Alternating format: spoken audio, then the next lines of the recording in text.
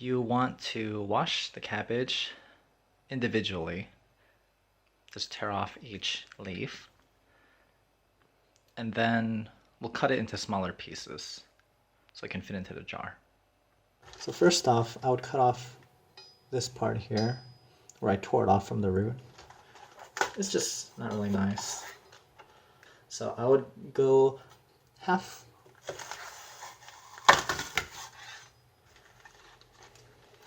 Put on top of each other and then just cut down. So these are about like the size that you want. If it looks a little big, don't worry. It will shrink and then it will become very soft.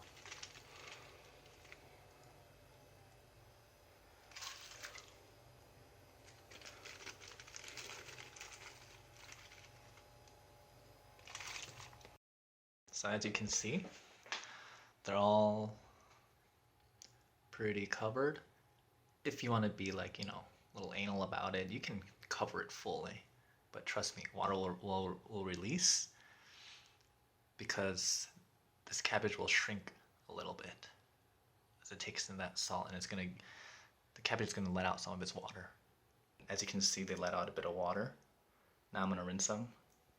I have 2 green onions. You can use more or less depending on how much you like that green onion flavor. And 2 cloves of garlic and an equal amount of ginger. You generally don't want to overdo the garlic and ginger here, and keep the garlic and ginger to a 1-to-1 ratio. The garlic and ginger is now finely minced. The longer parts of the green onion I left large, but for the more thicker parts near the stalk, I cut those thinner. Here I have the rinsed cabbage and my other vegetables and the red chili pepper powder. You can use a fermentation grade jar. I don't have one, so I'm using what I have.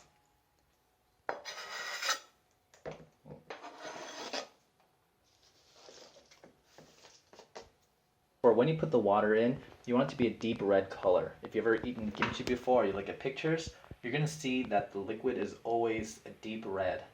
So that's what we're gonna achieve here. Put enough gochugaru that it becomes that color. The first quarter cup. Second quarter cup, so this is half cup so far. One more.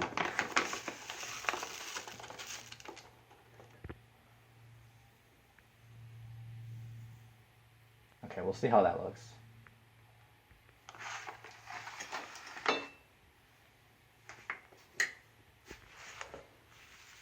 Now if you have gloves, you can use gloves. I don't, so I'm just going in. Oh, and this stuff stains a lot, so wear an apron. Don't wear anything nice when you make kimchi. Nothing white.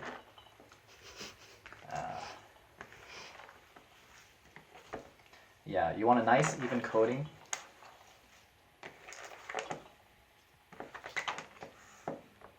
Everywhere, and then once you have this all mixed up, put it in the jar and add water. You can also add some salt here if you want.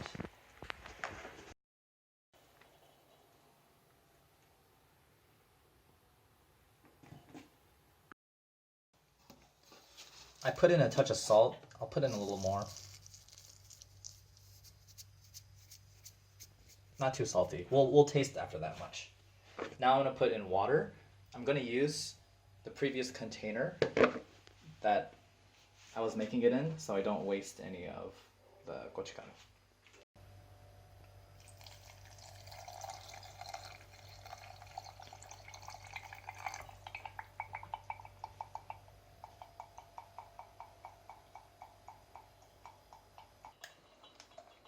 I'll mix it a little more because I added some salt in, and then I'll taste it and see if the brine tastes okay. Let me confirm one more time. I think it's salty enough, but I just want to confirm.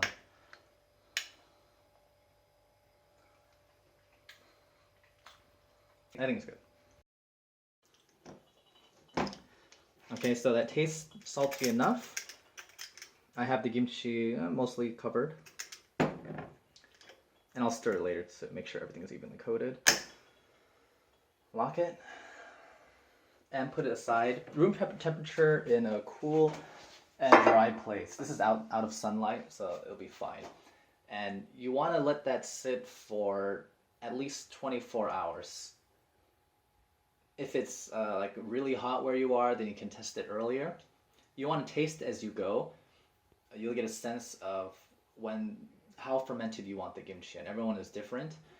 Some people like it really strong taste. Some people don't like it as fermented, and that's up to your personal preference. After 24 hours, and now I'm gonna taste the kimchi and see if it's fermented enough to my liking. All right, after tasting, it could use a little bit more fermenting, and then I'm gonna throw it in the fridge. My kimchi is to my liking. It's nice and tangy, and it'll taste really tangy even though we didn't add any vinegar. The first thing people ask is, oh, did you use vinegar? No vinegar. This is what thyme does. It's the taste of thyme itself. And now I'll throw this into the fridge and, save it for a rainy day. How long should I keep the kimchi?